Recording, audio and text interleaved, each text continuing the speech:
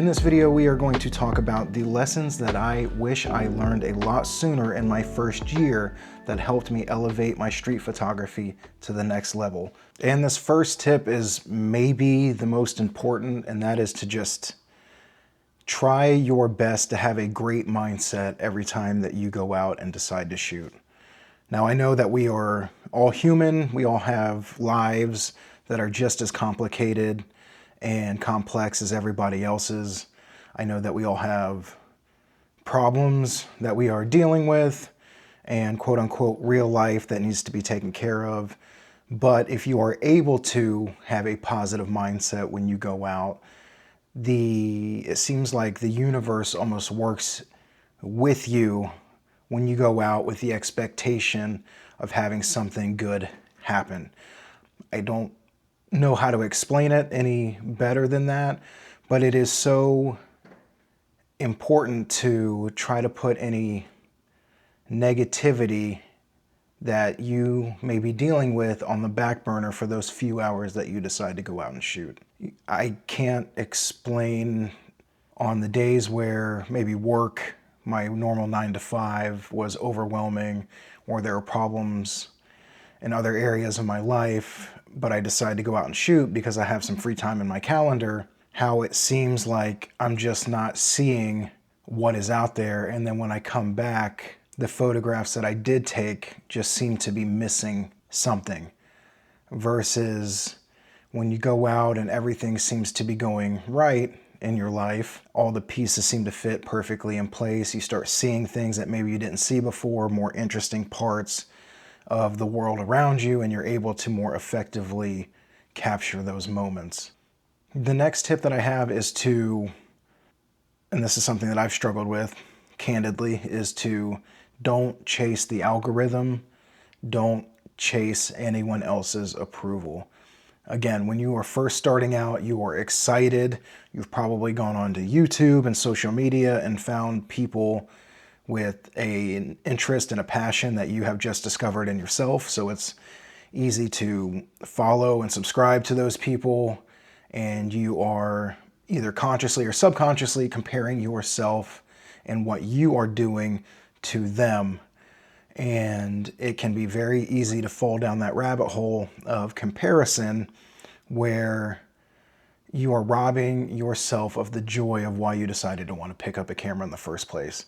So by only taking pictures that would do well on social media or following a trend that happens to be in style for that particular moment and putting yourself into a box, you're only going to limit yourself creatively.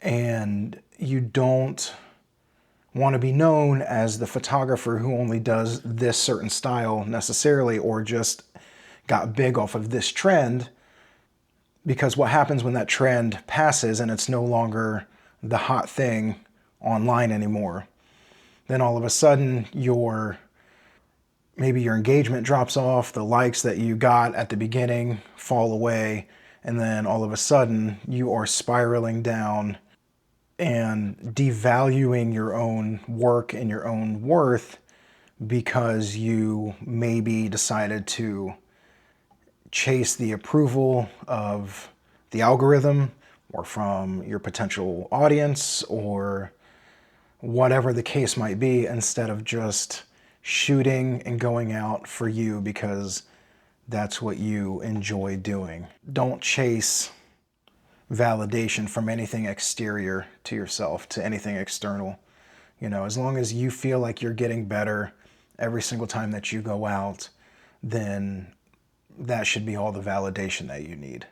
And this next one could be kind of controversial, I guess, depending on who you talk to. But when I say this, I'm talking about, again, a beginner who is talking to other people about my experience on either A, if you're starting out with street photography, or B, maybe you've been doing this a while, but it might be a good reminder to hear this, is to not necessarily trap yourself, especially at the beginning, into one particular style.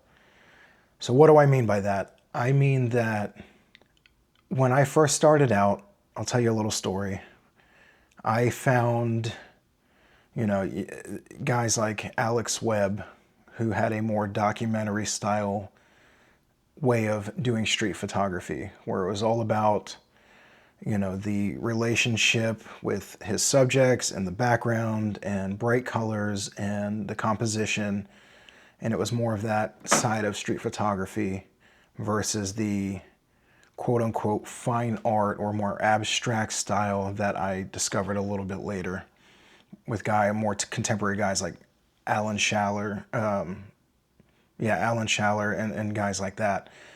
And what I realized is that I only wanted to mimic or emulate the style of guys like Alex Webb or Jonathan Jasper or Eduardo Ortiz or whoever, kind of fit more onto that side of things.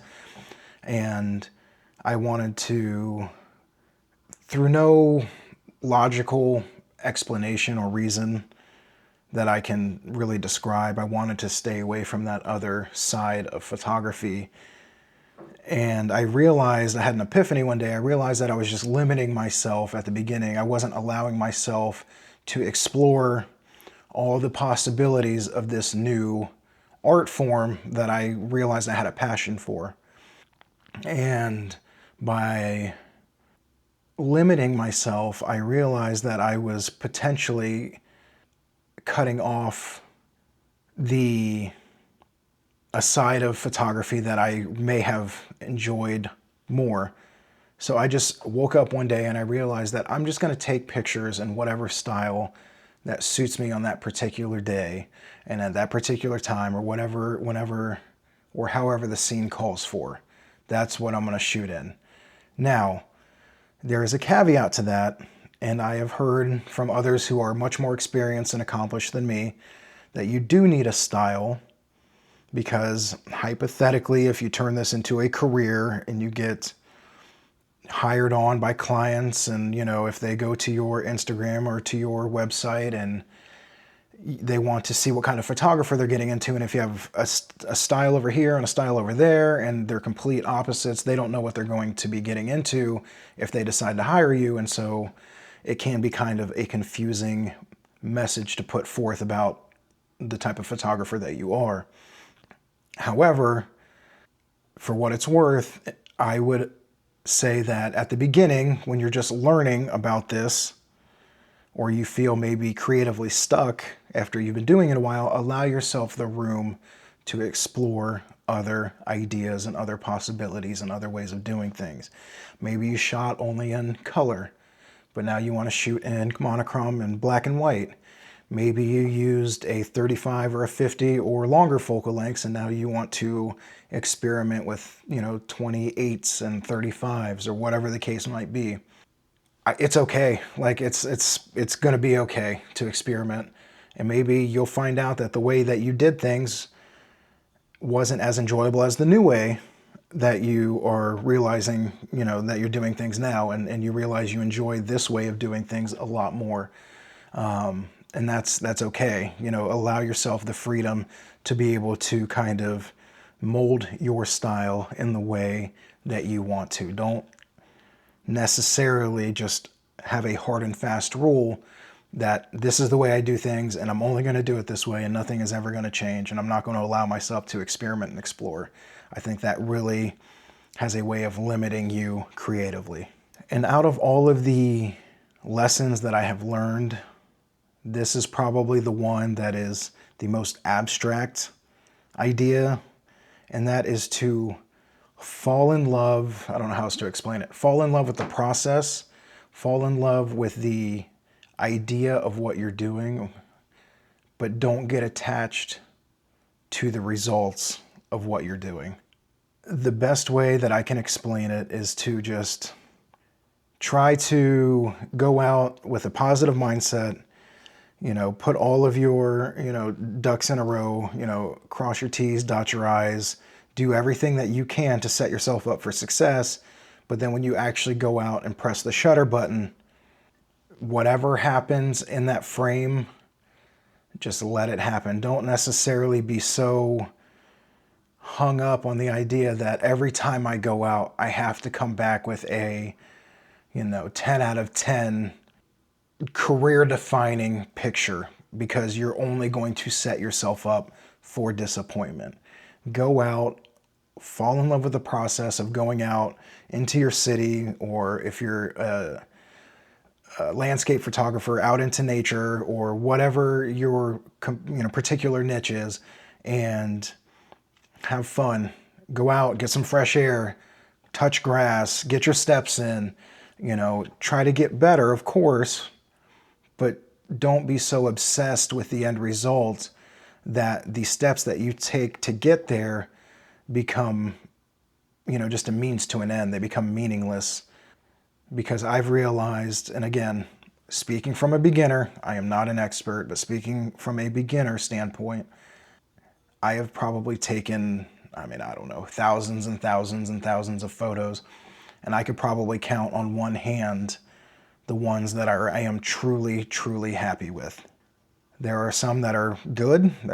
Most of them are bad and have been deleted, and they're just garbage photos, to be completely honest.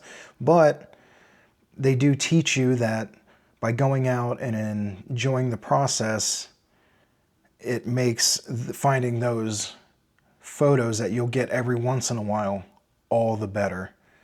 Because if you're just going out with the expectation that you're going to come back with a handful of great, amazing Instagram bangers every time, you're going to end up disappointed, and you're going to not want to go out. You're going to find reasons to sit on the couch instead of pick up your camera and walk out your front door, because you're not loving the process. You're only loving and falling in love with the result of what that process brings you. I hope that made sense. I don't know how else to explain it, but just don't get too attached to the results of what you're doing. Just line everything up the best that you can, and then just put it out into the universe, and let the universe work with you. Anyway, that got a lot more kind of like abstract and esoteric than I meant for it to. I hope that all made sense. But anyway, I hope you guys enjoyed this video. I will see you guys in the comments. Thank you for watching. If you liked anything about what I had to say, consider liking this video, subscribing. I'm going to be posting a lot more consistent content from here on out now that we are moved into the new place. I'm getting things set up here in the office. But anyway, that's another video for another time. I appreciate you guys watching, and until next time, you guys all stay safe.